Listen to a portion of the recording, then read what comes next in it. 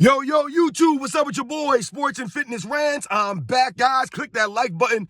Subscribe to my channel. What's up, y'all? Welcome back, guys. Welcome back. Got another great video for you guys today, as usual. You guys know the deal on this channel. It's all about putting some respect on Michael Jordan, putting some respect on the 80s and the 90s by telling the truth, right? And setting the record straight, stopping the lies, stopping these guys from rewriting the history, stopping the narratives. And I want to thank you guys, man. Everybody across the world, everyone across the states has been supporting my channel, guys. I am truly humbled by the support, by you guys commenting, you guys liking my videos. The things that you guys share with me, the things that you guys say, it means a lot to me, guys. I am truly humbled, man, by all the support, man.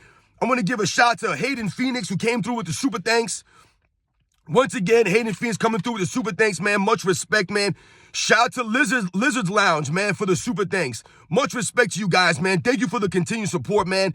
You guys, it means a lot, man. You guys leaving your comments all the time. You guys sharing the info with me. So shout out to Lizard Lounge. Shout out to Hayden Phoenix, man, for the super thanks, guys. Shout out to all my members in the membership, James Williams, Matthew Butcher, Ken S., man. Shout out to you guys, man. Thank you, everyone. And in this video, we're going to speak about how Michael Jordan beat his NBA Finals opponents at their own games. That's right, ladies and gentlemen. We're going to talk about the NBA Finals, Michael Jordan, and how he beat each opponent at their own game. And then you guys know what to do, man. Turn the volume all the way up. Hit that play button. Remember, these videos are for educational purposes. And let's roll. So, yes, guys, I was thinking about this the other day, and I feel like I've never really seen a video or anybody really talk about this angle of Michael Jordan and his NBA Finals opponents and how he went about beating these teams at their own games. Now, on this channel, I've told you guys many times that Michael Jordan was always known for raising his level of play in the NBA Finals, right? When it matters most, Michael Jordan showed up. He raised his level of play. It didn't matter who the opponent was. He was going to raise to another level that they couldn't reach. That was Michael Jordan's greatness. That goes to his 6-0 record. All right? Even though they try now to downplay his era and his 6-0, that's a large reason why him and the Chicago Bulls were undefeated in the finals, because Michael Jordan always raised his level of play, no matter what it was, no matter who the opponent was. And Michael Jordan beat his opponents in the finals at their own games.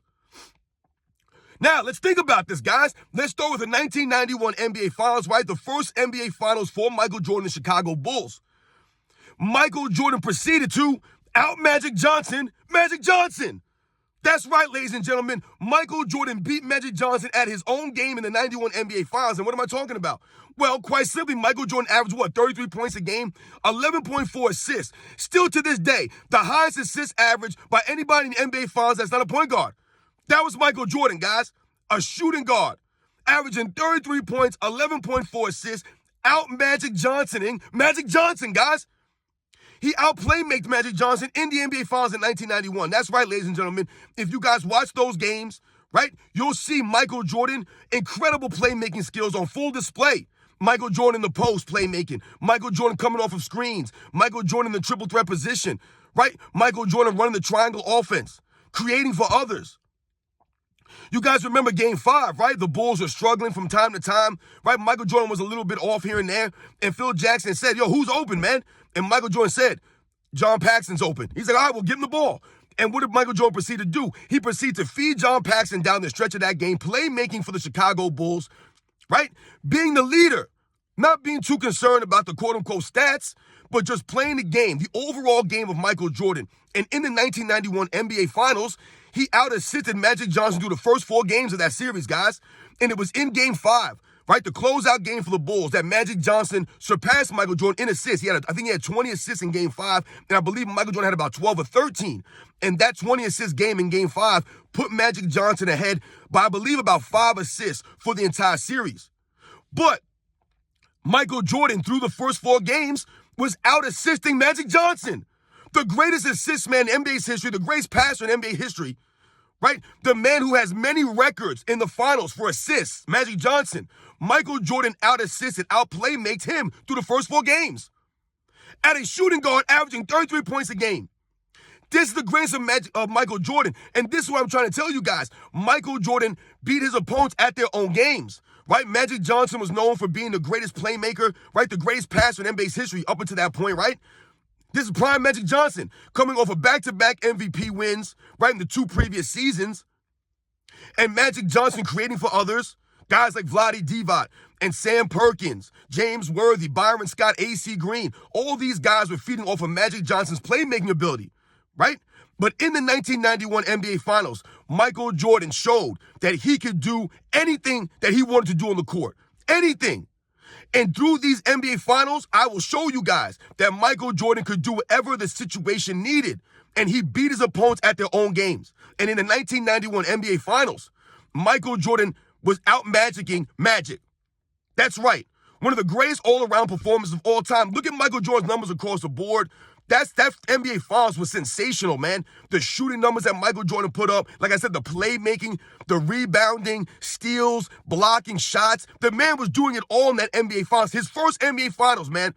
And the Bulls probably should have swept the Lakers in that Finals, but in Game 1, none of the other Chicago Bulls supporting cast showed up. If you guys rewatch Game 1 of the 91 Finals, you can clearly see that Horace Grant, Scottie Pippen, Bill Carr, a lot of these guys, they were not ready for the moment. They were not ready. Michael Jordan was the only Bulls player that was there that was ready. None of these other guys, they were a little nervous. You could tell they were scared for the moment, right? And the Bulls ended up losing by 2 points. But into 1991 NBA Finals, Michael Jordan beat Magic Johnson at his own game with one of the greatest all-around performances in NBA Finals history.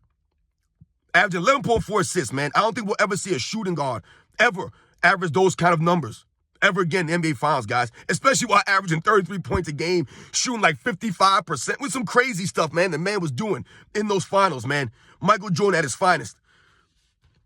Now let's think about the 1992 NBA Finals, right? Same thing. Michael Jordan beating his opponent at their own game. So we all know going into the 1992 NBA Finals, there was a lot being made about Michael Jordan's lack of three-point shooting. Right? Going into the 1992 NBA Finals, a lot of people were comparing Michael Jordan and Clyde Drexler, rightfully so. They were the 2 top players in the finals. Clyde Drexler was a runner-up to the MVP, right, behind Michael Jordan in 1992. So they were 2 of the best players in the league at that time. And people were talking about Clyde Drexler being a better three-point shooter than Michael Jordan. And Michael Jordan, right, in that interview saying, I choose not to shoot three-pointers. It's not that I can't shoot. I do not choose to make that a big part of my game. Because he said he didn't want to just stand around the three-point line because that took away from other aspects of his overall game. Right? Michael Jordan's overall offensive game was greater and more well-rounded than Clyde Drexler's. Even though Clyde Drexler was known for taking more three-point shots. If you think about the 1992 NBA season, I believe Clyde Drexler took like 330 or so three-point attempts in that season. Michael Jordan, guys, took 100.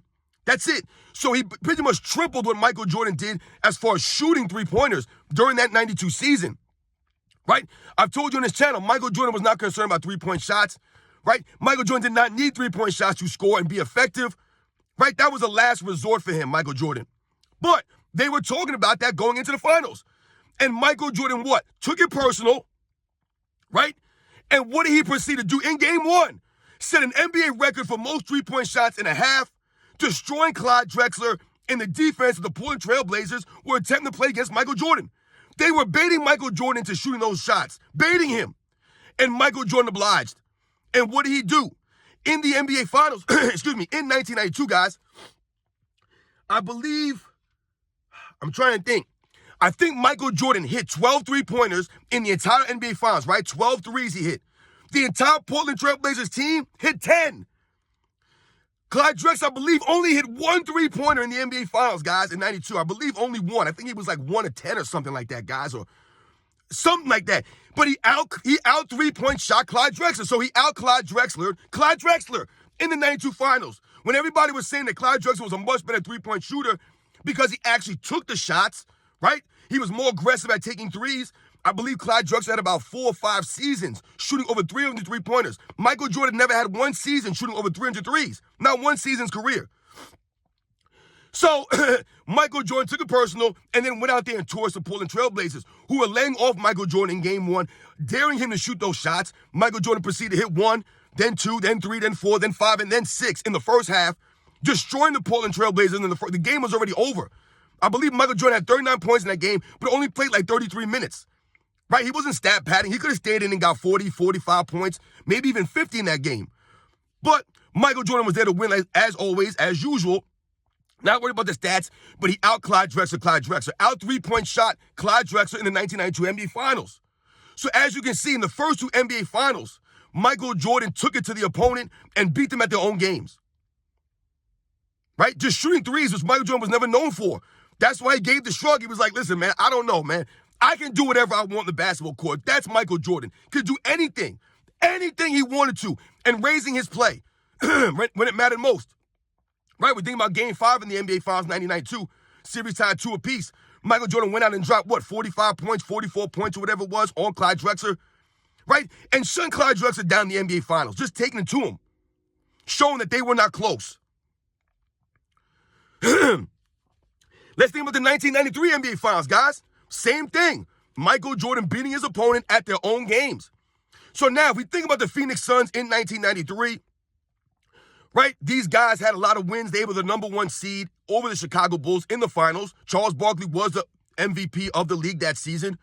Right, Charles Barkley said that they were destined to win the NBA Finals. They were down 3-1, and Charles Barkley said that God told them they were going to win the NBA Finals, right? They were the team of destiny. That was their slogan going into the finals, going into the playoffs, and into the finals. They were a team of destiny. But if you guys remember, the Phoenix Suns were the number 1 scoring team, right? The number 1 offensive team in the NBA, right? Most points per game and the highest offensive rating in the NBA that season. They were number 1. So what does that mean? That meant that the Phoenix Suns scored a lot of points. I believe they averaged 113 points a game, I want to say, during the regular season. So what did Michael Jordan proceed to do in that NBA Finals? He averaged 41 points a game, right? 41 points a game in the NBA Finals, right? The highest points per game average in an NBA Finals, right? This is Michael Jordan, guys. So he had to average historic numbers, outscore the number 1 scoring offense. So he out Charles Barkley and the Phoenix Suns. He outdid them by scoring at a historical rate that no one's ever done before. This is Michael Jordan. I mean, just watch that.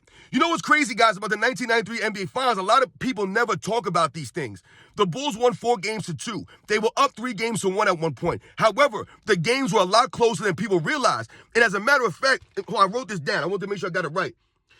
The Phoenix Suns and the Chicago Bulls both scored 640 points in that series, guys. The identical amount of points. The exact amount of points. That's how close the series was. Both scored 640 points. The Phoenix Suns, I want to make sure I wrote this stuff down. The Phoenix Suns shot 161 free throws to the Bulls 130. And they out-rebounded the Bulls 174 to 173. These numbers are very, very close, guys. The assist numbers, all these numbers across the board. The series was pretty much dead even. What was the difference? As it always was Michael Jordan. That's why he was a Finals MVP every time. And he was the difference in that Finals. Charles Barkley came to play. They all came to play. Dan Marley, Kevin Johnson, Danny Ainge, Richard Dumas. They showed up. They gave effort. But the difference was Michael Jordan scoring 41 points a game, guys. Look at the way he closed out a lot of those games. Right? Averaging like 42 or 43 minutes a game, whatever it was. This is Michael Jordan, guys. Right? Outscoring the number 1 scoring offense, the number 1 scoring team in the NBA, led by Charles Barkley, who was putting up historic numbers, right? Playing out of his mind. But Michael Jordan outdid them. So he beat his opponent at their own game. He outscored them, leading the Bulls. You guys remember Game 6, right? John Paxson hits that shot. But what was going on before that shot? Michael Jordan scored all 9 of the Chicago Bulls points in the fourth quarter. Up until that shot, no one else could score. Look at Horace Grant's numbers. Look at Scottie Pippen's shooting numbers in a lot of these games. Michael Jordan was carrying the Bulls offensively to keep pace with the number 1 scoring team, the Phoenix Suns. Michael Jordan outscoring the Phoenix Suns and Charles Barkley. He beat them at their own games, guys. You guys know the deal, man.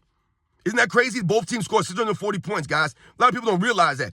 That series was very close. Michael Jordan had to close those games out. Close the games out. Watch the games. You guys know the deal, man. Let's think about 1996 now. one of the more ugly finals for Michael Jordan and the Chicago Bulls, right? Going against a very scrappy, really hard-nosed, tough perimeter defensive team with guys like Gary Payton, obviously. Hersey Hawkins was a very scrappy, hard-nosed defensive player. Nate McMillan was a very hard-nosed, scrappy defensive player. Even though Nate McMillan would have some injuries in that finals and miss a couple games, he was still there for about 4 of those games. They were a very scrappy team. You had Shawn Kemp there who was, really good at timing block shots and things of that nature, right? So you had some hustle guys, right? So the Phoenix Suns, the Seattle Supersonics were known for being a very tough defensive team. They were one of the top defensive teams in the league that season, right? I told you, led by the Defensive Player of the Year, Gary Payton. But in that finals, Michael Jordan, he out-hustled them. He out-defended them. Right? So once again, Michael Jordan raising his level of play and outdoing his opponent and beating them at their own game. Right? Where Seattle, Gary Payton, these guys, they were known for being scrappy, hard-nosed, physical defensive players, right? Forcing teams into turnovers and things of that nature, bad shots, right? Michael Jordan was able to take all that and throw it back at them by hounding Gary Payton on defense, by hounding Hersey Hawkins, Detlef Schrempf, right? Nate McMillan, hounding all of these guys on defense, playing killer defense the entire series, man, right? Leading the Bulls, right? So guys like Pippen and Rodman and Harper, these guys will follow him. Michael Jordan shooting 67 free throws in that series, leading both teams in free throw attempts. What does that do? It puts pressure on the defense of the Seattle Supersonics. That's what Michael Jordan did. He continued to put pressure on them, putting them in foul trouble, right? Because Michael Jordan wasn't having the greatest shooting games in some of those games, right? Some of those games he was off, right, with the shooting touch. So what did Michael Jordan do? I told you, he always found other ways to impact winning. And Michael Jordan would take it to the rim, put Gary Payton in foul trouble, Hersey Hawkins, Shawn Kemp, Detlef Schrempf. These guys couldn't stay in front of him. He continued to attack the rim, put pressure on these guys. He continued to play make, finding his teammates for shots. Even though sometimes these guys weren't knocking him down, he continued to play make and continued to push and play defense, and he out-hustled, out-muscled, out-gritted the gritty and tough Seattle Supersonics, beating them at their own game. Right? Forcing the Seattle Supersonics into turnovers. This is what the Bulls did. That's why they jumped out to a 3-0 lead in that finals. They were forcing the Seattle Supersonics into a lot of unforced errors, man. A lot of unforced errors. Look at all the turnovers they had through those first 3 or 4 games. Right? And the Bulls were taking care of the ball. That goes to Michael Jordan, Harper, Rodman, Pippen, these guys. But Michael Jordan's the catalyst to all that. Right? He didn't fall back. None of that stuff. He continued to push those guys. He didn't let them come in there and punk him. He didn't let Gary Payton's physical defense and trash talk get in his head. He continued to push, and he attacked them and threw it back at them, beating them at their own game. Out trash talking Gary Payton, out hustling and out muscling Gary Payton and all these other guys, Hersey Hawkins, all those guys. Michael Jordan did that, beat them at their own game. Now we think about 97 and 98 against the Utah Jazz. And how did Michael Jordan beat them at their own game? Well, let's think about the Utah Jazz quite simply, guys. There was a reason why a lot of these teams, right, in the late 90s, in the Western Conference, didn't want to face the Utah Jazz in the playoffs, right? Teams like the Los Angeles Lakers with Shaq and Kobe, a young Kobe. They got beat by the Utah Jazz back-to-back years, and they got swept one year. Why was that? Because the Utah Jazz were known for execution, right? Not beating themselves. The pick and roll, right? The discipline of a Jerry Sloan team. They were always one of the most well-coached teams. They were like a well-oiled machine, the Utah Jazz. By those late 90s, teams did not want to play them. So what did Michael Jordan and the Chicago Bulls do in 97 and 98? They out-executed the Utah Jazz, right? The great Utah Jazz, the pick-and-roll Jazz, Stockton and Malone Jazz, led by Jerry Sloan, one of the great coaches in NBA's history, always had his team prepared, right? They weren't going to beat themselves. You had to beat them. And that's what Michael Jordan and Chicago Bulls did. They out-executed the Utah Jazz, right? He out-Malone and Stockton. This is what Michael Jordan did. We think about the 1997 NBA Finals, right? Michael Jordan leading the Bulls, carrying the Bulls in that Finals, guys. Really was, man. We think about the flu game, right? The series is tied 2 games apiece. They're in Utah for the 3rd game in a row. They had just lost the previous 2 in Utah. They're there for game 5. Michael Jordan's not feeling good. What does Michael Jordan proceed to do? He proceeds to raise his level of play. Once again, out-executing the Utah Jazz when it mattered most, hitting the game winner. This is Michael Jordan, right? Hit a game winner in game 1, hit the game-winning 3 in game 5. And then in game 7 or game 6, had the game-winning assist to Steve Kerr. That's execution at its finest. This is Michael Jordan raising his level of play. That's 1997, guys. This is Michael Jordan, the Bulls, right? Out executing one of the great teams, the most well-coached, like an oil machine, like I said. And they beat that team in 97. Same thing in 1998, right? Scottie Pippen was hobbled in that game 6. It looked like the Bulls were in trouble. They were on the ropes. But Michael Jordan in the execution, raising his level of play once again, right? To a level that Karl Malone and John Stockton couldn't get to. Closing it out in game 6 with Scottie Pippen hobbling around, being a decoy. Execution. Michael Jordan getting the 2-for-1, right? The quick layup. Then stripping Karl Malone, and then hitting the game winner. That's execution at its finest, guys. That's Michael Jordan making a play on both sides of the ball, closing out the finals in spectacular fashion. I told you, to this day, I've never seen another superstar player close out a finals in that fashion, making 2 quick baskets or making a quick basket, getting a strip, and then hitting the game winner. We'll never see anything like that again, guys. Never. That's Michael Jordan, raising his level of play, out-executing the Utah Jazz, beating them at their own game. When the Utah Jazz would beat other teams in the Western Conference by execution, right? And just beating them. Right? The Utah Jazz were tough, man. They got tougher in the postseason. The game slowed down. That's when a team like Utah would really get you. Because they had that tough defense. They had that great coaching. And they were led by 2 all-time great players. But Michael Jordan was able to come through when it mattered most, to beat that well-coached team, even though the Utah Jazz were known for their execution, right? Like I said, not beating themselves. That was the MO for a team like the 92 Trailblazers. The Portland Trailblazers were always known for beating themselves, for making mistakes and errors at crucial moments. That's what they were known for, right? Not the Utah Jazz, guys. They were known for excellence. And they were known for always executing when it mattered most. That's why they were tough to beat in the playoffs. That's why teams didn't want to face them. And Michael Jordan, the Bulls, out-executed those guys and beat them at their own game. So, guys, as you can see, man, like I said, I've never really heard anybody talk about this angle with Michael Jordan, Chicago Bulls. But in my opinion, if you think about all these series I just talked about, 91 and 98, Michael Jordan beat his opponents at their own game, right? Out playmaking Magic Johnson in 1991, right? Out three-point shooting Clyde Drexler in 92.